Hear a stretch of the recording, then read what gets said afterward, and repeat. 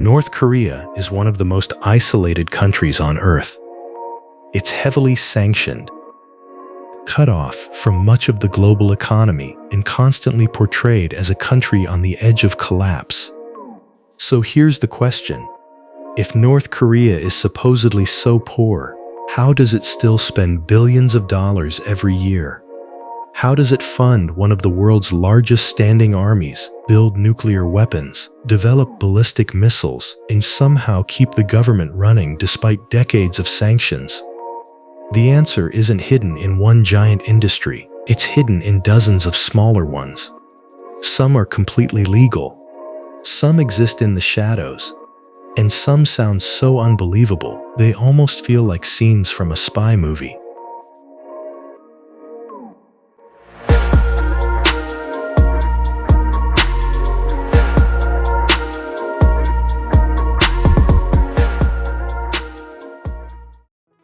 To understand how North Korea survives, we have to start with the business that kept the country alive for decades: coal, iron, and one customer that never completely walked away: China. Unlike countries rich in oil or natural gas, North Korea has never been blessed with enormous natural resources. It does have coal. It does have iron ore, but not nearly enough to become an economic powerhouse. Still, those resources became the backbone of the country's economy. For years, around 95% of North Korea's exports went to China.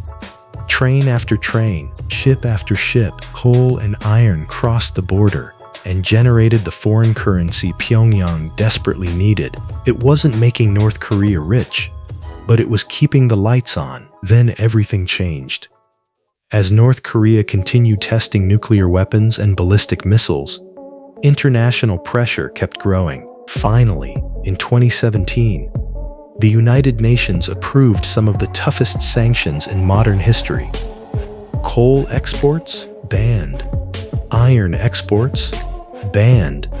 Seafood exports? Also banned. Almost overnight, North Korea lost the industries that had supported its economy for decades. For most countries, that kind of shock would trigger a financial disaster. Factories would close. Exports would collapse.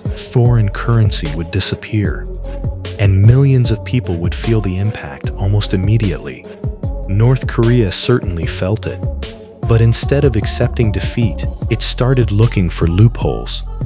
According to numerous investigations, ships carrying North Korean coal no longer sailed directly to Chinese ports.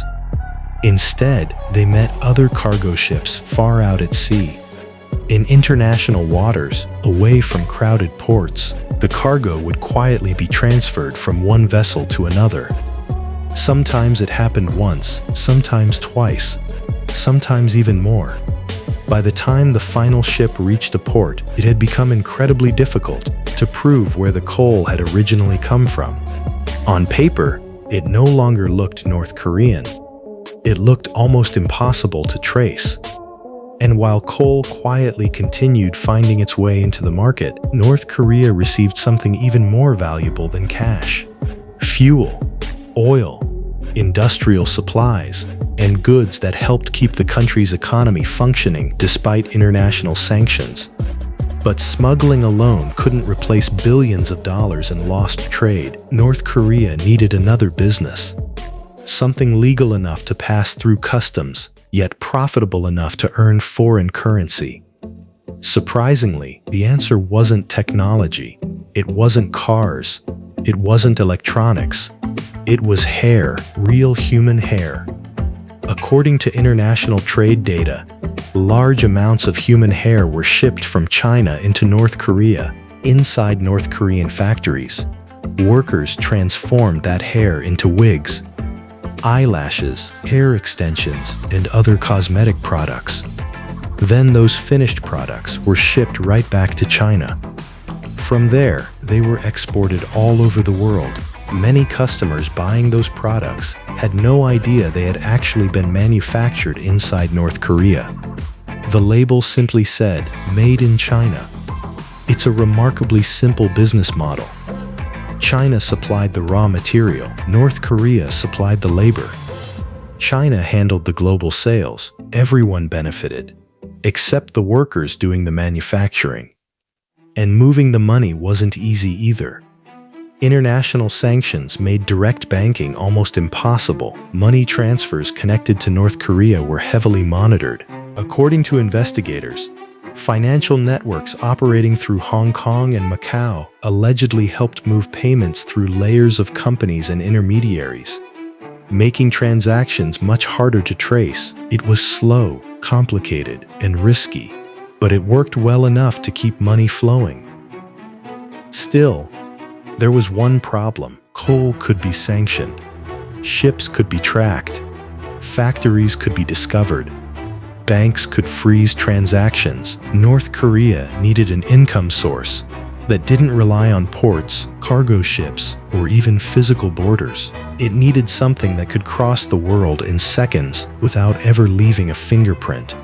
And that's exactly why one of its most valuable industries wouldn't be built in a factory, it would be built behind a computer screen. North Korea found exactly what it was looking for: a battlefield with no borders, no customs officers, no cargo inspections, no satellites tracking ships across the ocean, just computers and money moving through the internet. Over the past 2 decades, North Korea has quietly built one of the world's most sophisticated state-sponsored hacking programs.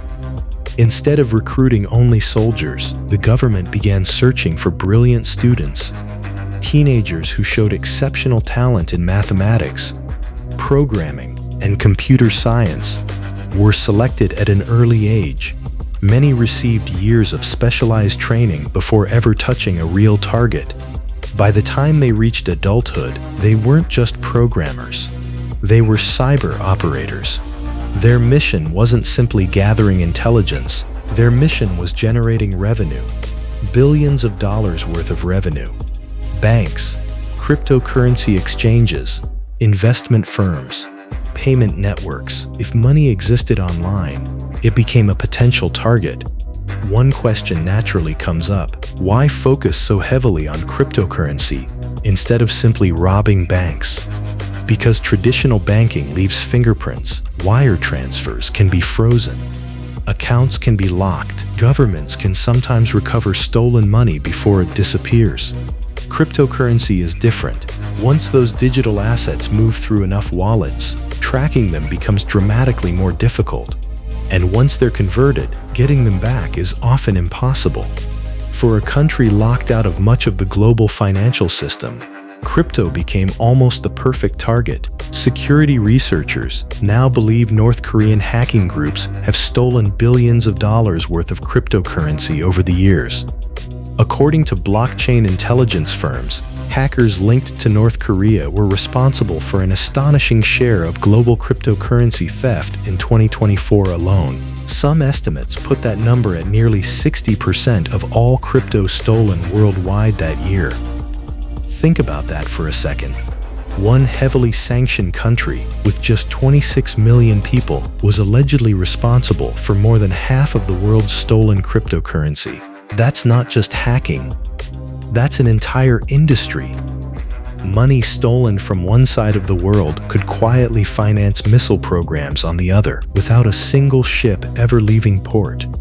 But cyber theft wasn't the only financial operation attracting international attention. For decades, investigators have also accused North Korea of producing some of the most convincing counterfeit US $100 bills ever discovered. Not cheap copies, not obvious fakes. These notes became so sophisticated that investigators gave them a nickname: super dollars. The paper felt real. The security features looked convincing. Even experienced cash handlers sometimes struggled to spot the difference. Printing the money, however, was only the easy part. The real challenge was getting it into circulation. According to multiple investigations, some of these counterfeit bills allegedly found their way into casinos in Macau, where thousands of cash transactions happened every single day. Once fake bills mixed with legitimate money, tracking their origin became far more difficult. Of course, there was a limit. Flooding the market with billions of fake dollars would have guaranteed an enormous international investigation. Sometimes staying unnoticed is far more valuable than making a little extra money. Then comes one of the most controversial allegations surrounding North Korea: methamphetamine. For years, intelligence reports and defectors have claimed that North Korea manufactured large quantities of methamphetamine for export. Some reports even alleged that diplomatic networks played a role in moving those drugs across international borders. Why diplomats? Because under international law, official diplomatic bags are generally protected from routine customs inspections. That protection has fueled decades of speculation about how illegal goods could potentially move without being searched. It's important to note that North Korea has repeatedly denied these allegations, and many details remain disputed among researchers. But whether every claim is true or not, the accusations alone reveal how desperate the country has become to find foreign currency. Still, even those operations couldn't solve one major problem. North Korea needed legitimate cash too. So it tried something completely different. It invited tourists. At first glance, that might sound surprising. Why would one of the world's most secretive governments encourage foreigners to visit? The answer was simple. Every visitor brought hard currency: hotels, restaurants, souvenirs, tour packages. Every dollar mattered, but there was one condition: tourists only saw what the government wanted them to see. Visits were tightly controlled. Guides accompanied them almost everywhere. Entire neighborhoods remained off-limits. Even photographs could be restricted. The image presented to visitors was carefully designed: a clean capital, perfect monuments, disciplined crowds. Everything looked carefully staged. Then one incident changed everything. In 2016, an American college student named Otto Warmbier visited North Korea as part of a guided tour. Near the end of his trip, he was arrested after being accused of removing a propaganda poster from his hotel. He was sentenced to 15 years of hard labor. Months later, he was returned to the United States in a coma. He died only days after arriving home. Exactly what happened during his detention has never been fully established, but the story spread around the world almost instantly. For many Western travelers, North Korea stopped looking mysterious. It started looking dangerous. And just like that, one of the country's few legal sources of foreign income became even harder to sustain. So once again, North Korea searched for another way to bring money in, but North Korea had one resource the outside world often overlooked: its own people. For years, thousands of North Korean workers have been sent overseas under government-controlled labor programs. Construction sites, factories, logging camps, shipyards. Countries like Russia and China have employed North Korean laborers at different points over the years, while reports have also documented workers being sent to other countries under tightly controlled contracts. On paper, they were simply foreign workers. In reality, their lives looked very different. Most of them didn't keep the salaries they earned. According to the United Nations and multiple human rights investigations, the majority of those wages were collected by the North Korean government. The workers themselves often received little more than food, basic accommodation, and a very small allowance. For Pyongyang, however, it became another steady source of foreign currency. Then came another unexpected opportunity: the war in Ukraine. Buyers Russia's demand for military equipment increased. Reports indicated that North Korea began supplying large quantities of artillery shells, rockets, and other military equipment. More recently, intelligence agencies from several countries have also reported that North Korean troops were deployed to support Russian operations. The exact financial agreements remain secret, But analysts believe the arrangement brought North Korea valuable resources, financial support, military technology, and stronger political ties with one of its most important partners. Every international crisis seemed to create another opportunity, another deal, another source of income. When you step back and look at the entire picture, a pattern starts to emerge. Coal, iron, ship-to-ship smuggling, wigs, financial networks stretching through Hong Kong and Macau, cyber theft, counterfeit currency, alleged drug trafficking, tourism, overseas labor, weapons, military partnerships. None of these industries alone could completely support North Korea. But together, they created a financial survival system unlike almost anything else in the modern world. Every time one source of income became harder, another one expanded.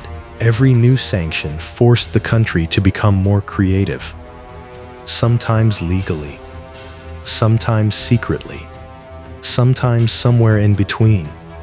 But despite all of these efforts, there's one uncomfortable reality that rarely changes. Very little of that money reaches ordinary North Koreans. International organizations estimate that a significant portion of government resources continues to flow toward the military, weapons programs, and maintaining the ruling system itself. Meanwhile, millions of North Koreans continue to face chronic food shortages and severe economic hardship. That's perhaps the biggest irony of all. North Korea has become remarkably skilled at finding ways to earn money despite international sanctions, yet the people generating that wealth rarely experience its benefits. The country survives, the government survives, the military grows stronger, but for millions of ordinary citizens, daily life remains incredibly difficult. If you enjoyed this video, don't forget to subscribe for more stories about history, geopolitics, and the hidden systems shaping our world.